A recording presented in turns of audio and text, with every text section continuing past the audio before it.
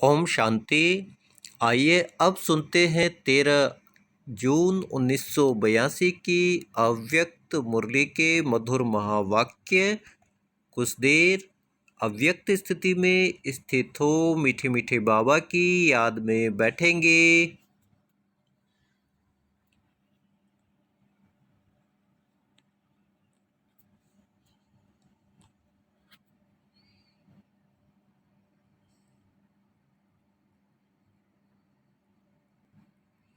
मुरली का शीर्षक है मुख्य सेवाधारी यानी टीचर्स बहनों के संगठन के अव्यक्त बाप दादा के मधुर महावाक्य।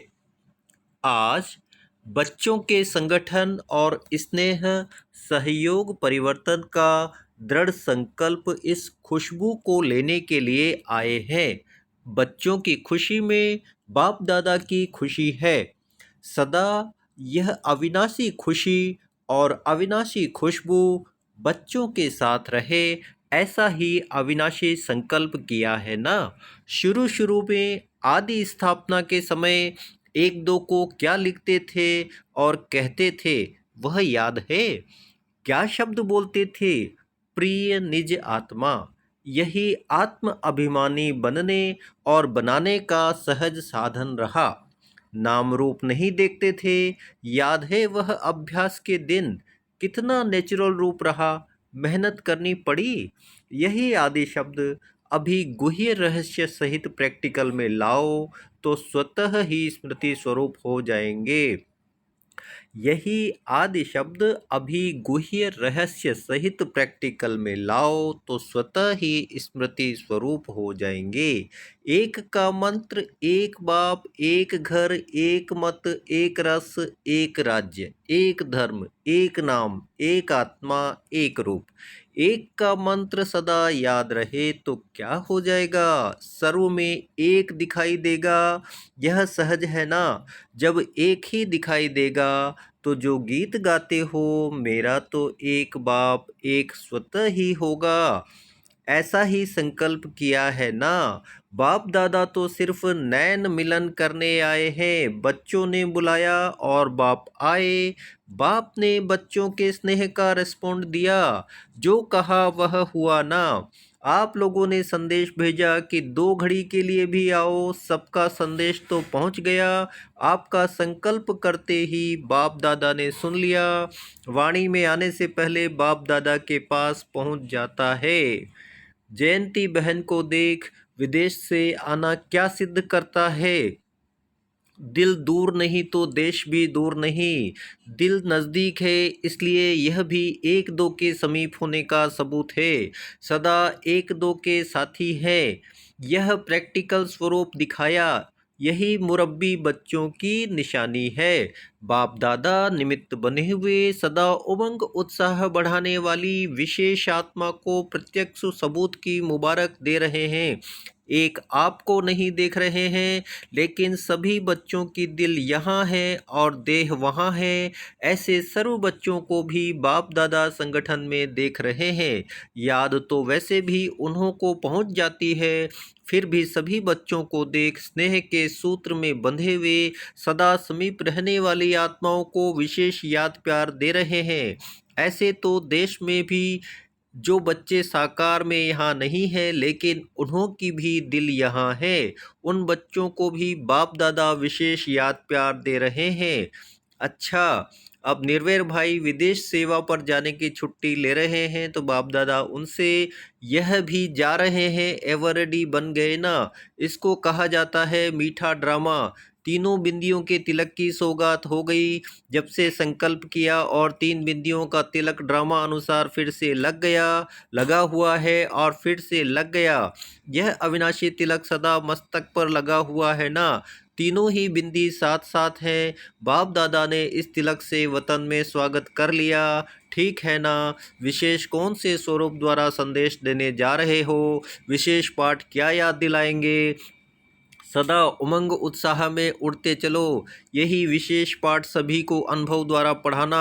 अनुभव द्वारा पाठ पढ़ना यह अविनाशी पाठ हो जाता है, तो विशेष नवीनता यही हो। तो अनुभव द्वारा पाठ पढ़ना यह अविनाशी पाठ हो जाता है।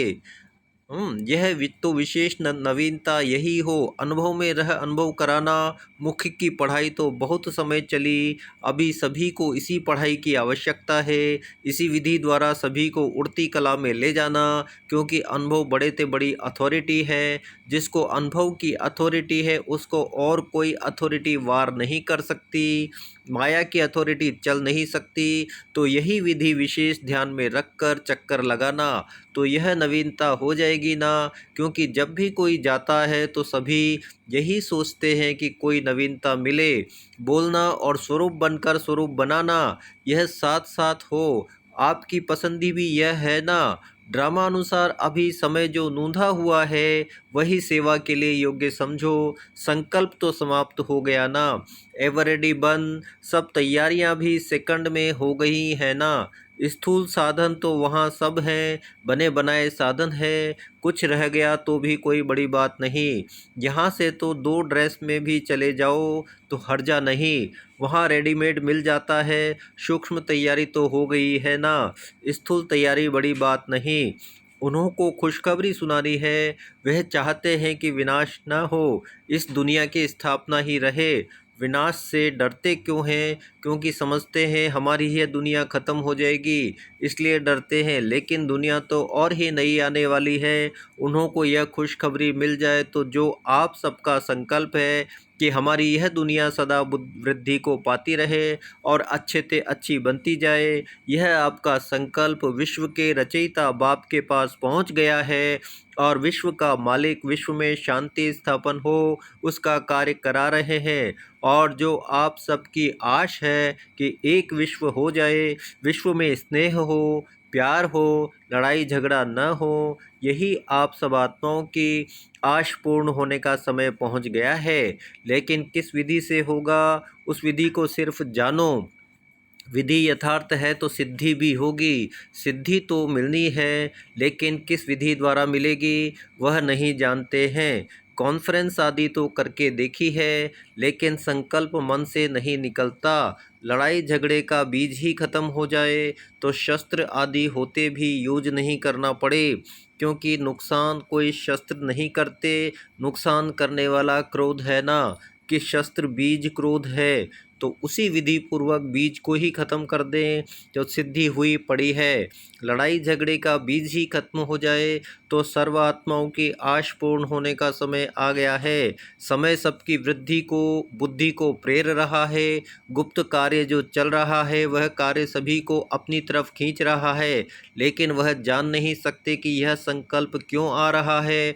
बनाया भी खुद और फिर यूज न करें, यह संकल्प क्यों चल रहा है। तो स्थापना का कार्य प्रेरित कर रहा है, लेकिन वह जानते नहीं। यह आप स्वयं समझते हो कि परिवर्तन में विनाश के सिवाय स्थापना होगी नहीं, लेकिन भावना तो उन्हों की भी यही है ना।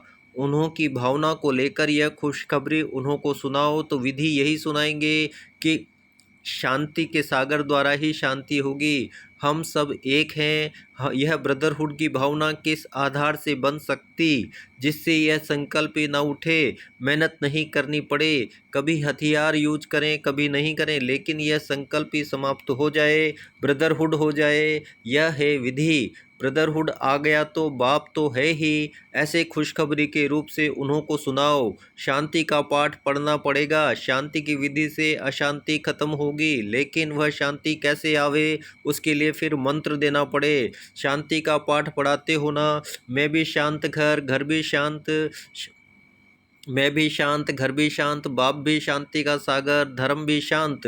तो ऐसा पाठ पढ़ाओ, शांति ही शांति का पाठ। तो 2 घड़ी के लिए तो अनुभव करेंगे ना, 1 घड़ी भी डेड साइलेंस की अनुभूति हो जाए तो वह बार बार आपको थैंक्स देंगे, आपको ही भगवान समझने लग जाएंगे। क्योंकि बहुत परेशान है ना, जितनी ज़्यादा बड़ी बुद्धि है उतनी बड़ी परेशानी भी है। ऐसी परेशान आत्माओं को अगर जरा भी अंजलि मिल जाती है तो वही उन्हों के लिए एक जीवन का वरदान हो जाता। जिसको भी चांस मिले वह बोलते बोलते शांति में ले जाए। 1 सेकंड भी अनुभूति में उन्हों को ले जाएं तो वह बहुत बहुत थैंक्स मानेंगे।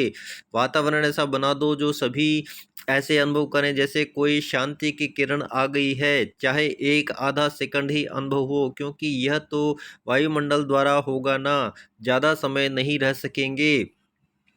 एक आधा सेकंड भी वायुमंडल ऐसा हल्का बन जाए तो अंदर से बहुत शुक्रिया मानेंगे, क्योंकि बेचारे बहुत हलचल में हैं। उन्हों को देख बाप दादा को तो रहम आता है ना। ना रात की नींद न दिन की भोजन की भी खाने की रीति से नहीं खाते, जैसे कि ऊपर में बोझ पड़ा हुआ है। क्या होगा, कैसे होगा? तो ऐसी आत्माओं को एक झलक भी मिल जाए तो क्या मानेंगे? उन्हों के लिए तो समझो सूर्य नीचे उतर आया, एक झलक ही चाहिए, ज़्यादा समय तो वह शक्ति को धारण भी नहीं कर सकेंगे। यह तो थोड़ी घड़ी की बात है, जैसे लहर आती और चली जाती है। इतना भी अनुभव हुआ तो उन्हों के लिए तो बहुत है, क्योंकि बहुत परेशान है। उन्हों को थोड़ा तिनके का सहारा भी बहुत है। अच्छा, संकल्प पूरा हुआ, बच्चों की खुशी में बाप की खुशी है।